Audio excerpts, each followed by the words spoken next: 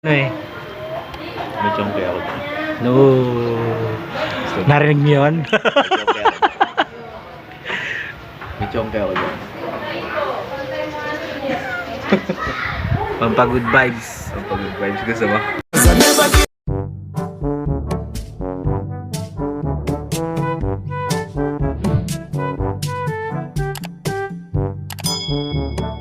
Island Redman in the house. Alright mga kaisla, so ito yung naging kwento ng aming travel. So pumunta kami dito sa Occidental Mindoro para ako ay mag-home service, para ako ay mag-service ng dreadlocks. So total, nandito rin naman yung pamilya ng misis ko sa Occidental Mindoro. Sinama ko na sila. Tapos ang plano namin, dito na sila mag-stay. Tapos pag natapos ako dito sa Occidental Mindoro, mag-service, papunta ulit ako ng may dadaanan lang ako na magpapa-dreadlock sa Lemery, tapos diretso na ako ng Manila. So ito yung kwento mga kaisla, no. Hindi naging madali yung travel namin pagpunta namin dito kasi nung kinailangan namin ng mga sumunod sa protocol dito sa Occidental Mindoro. So yun, hindi namin ina-expect na maka-quarantine kami ng 10 days. So yun na nga po, no, bali pa 10 days na namin ngayon. So nawalan ako ng gana mag-vlog nung nakaraan. So ngayon ko lang naisipang mag-vlog. So yan na, pa 10 days na namin ngayon, lalabas na kami ngayon. At yun, naisipan ko ngayon mag-vlog para i-documentary na rin tong nangyari, no. Tapos paglabas ko, so iba-vlog ko na rin yung igagala ko na rin kayo ngayon dito sa Occidental Mindoro, no. Para sa susunod na, no, meron tayong mga session, iba-vlog ko na rin yung session ko dito sa Occidental Mindoro. Okay, abangan na lang natin mga kaisla. Boosh! So yun na nga, no, nakalabas na kami dun sa quarantine.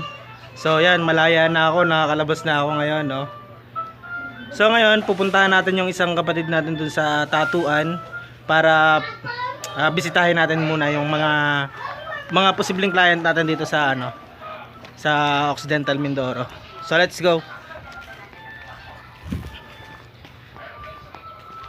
Woohoo.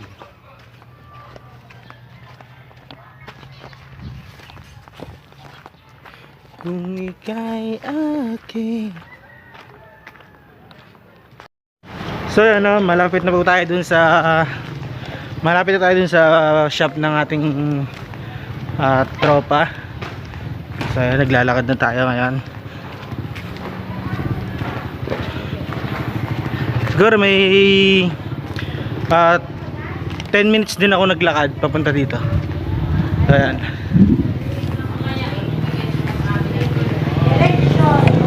Andito na tayo, man. Yan. Alright. Tama mo? Malaya na ako. Nandito na ako sa tatuan, no. So yan. Bala ko sana magpatato sa kuko. Kaya lang wala siyang karayom na para sa kuko. So yan. Ito yung kanyang shop, no. Dahil ko kayo dito sa shop niya. Up. Yan.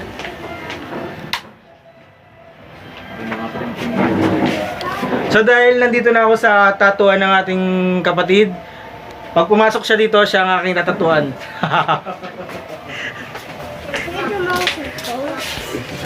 Hello ka. Hello. Ito yung mga tinatakan yung damit, oh. Nag-print din sila dito ng damit. Kung nandito ka sa Sablayan, Benavista, dito yung siguro kilala mo naman yung tatuan dito, no. Chaos Tattoo, tapos printing, at nagdagdag din sila ng mga prutas. Yan. Meron din silang prutas dito, so yan, oh. Chaos Tattoo. Nandito sila sa may Talipapa. Kung ikaw ay nasa Sablayan din lang at gusto mo magpatato, punta ka lang dito. Okay, alright.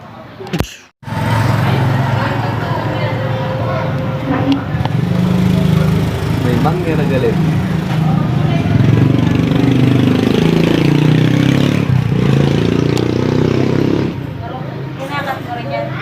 ine-edit ko lang pagka ano, kay na master. Tinatanggal ko yung mga ano, pangit. Tinisin mo yung mukha mo. Talatang mo. Yun ang ano eh, yun ang pang ano eh. May chongke ako dyan. No. Narinig niyo yun? May chongke ako dyan. Pampagod vibes. Ang pag-good vibes gusto mo? 1, 2, 3. Alam ko malubak sa dadaanan pero tutuloy ako. Masikip, marami mang kasabayan pero tutuloy ako.